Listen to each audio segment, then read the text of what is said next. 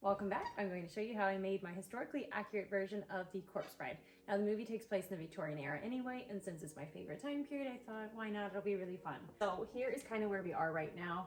I have my entire bodice put together. I do not have the lining or the boning put in, and this was pretty straightforward. It's a truly Victorian pattern. I'll link it below. I did not film making it. You literally just follow the instructions. There's nothing special to it. So this is a little different, but I thought I'd show you the progress that I've made on this costume so far. And I want to see if you can guess what's going to be happening with this costume.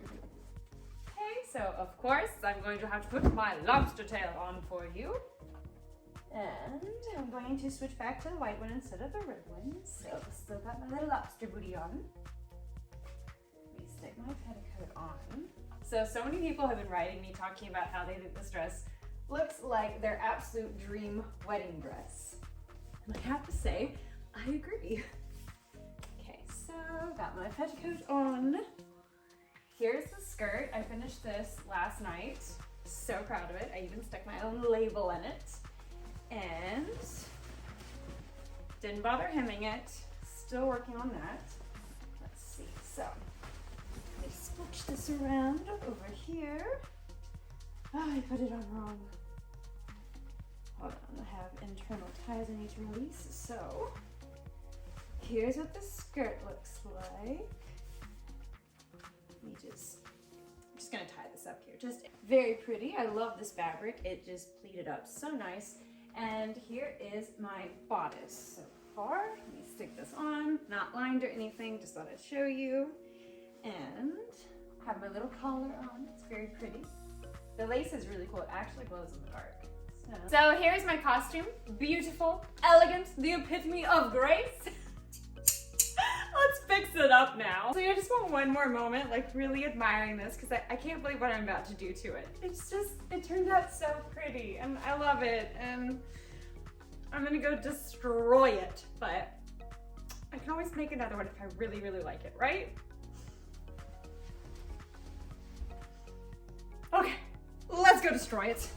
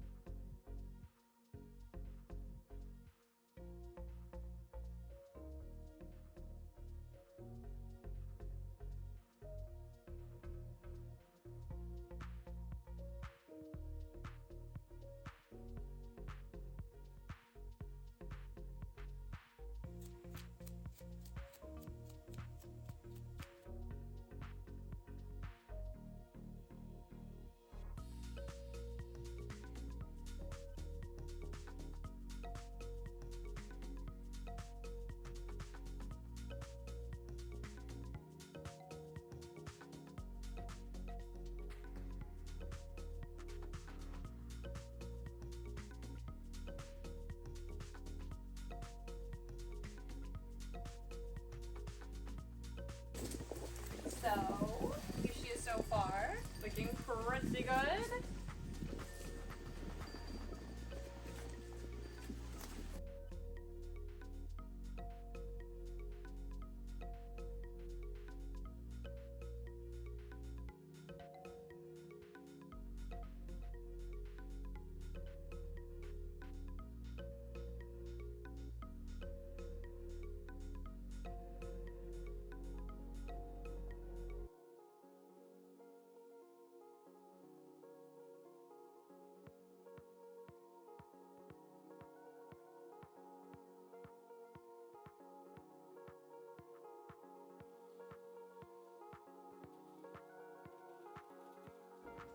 Okay, so these are what they look like.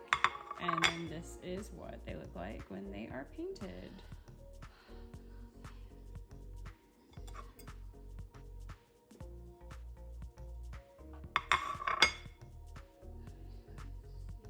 So whatever step we're on right now, I have totally ripped into the bodice right here. And what I'm going to do is sew the ribs underneath that so they're kind of like poking out. So let's go attach the ribs. This is what it looks like now that I have pinned my rib cage in.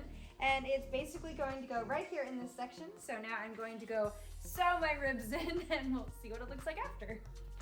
All right, here is where we currently are. I have stoned this entire trim after painting it and trying to wash the paint out and repainting it. And now I am going to probably be stuck hand stitching this to the bottom of my jacket, but I will come back when that is finished. But ooh, so sparkly. Okay, so here we are so far. The trim is on the jacket. I have the rib cage in, the net is on, and now just to put a couple more finishing touches and put the fastenings on, and we have a costume.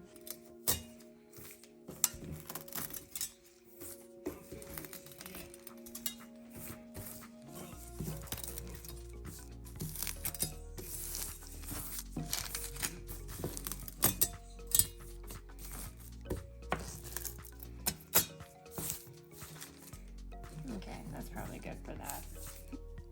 Okay, and this is what it looks like after it dried. I literally did the same thing that I did to the skirt. I just painted it, and then I let it dry, and then I painted it, and I kept letting it dry. And here is what it looks like after it's been glittered and stoned. Really pretty.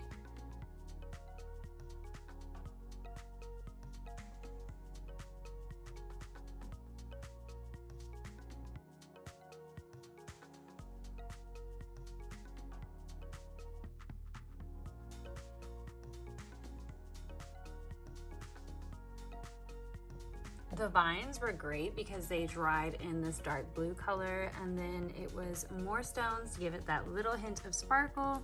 And I think the aging process really turned out great. So it kind of looks like she climbed out of the grave.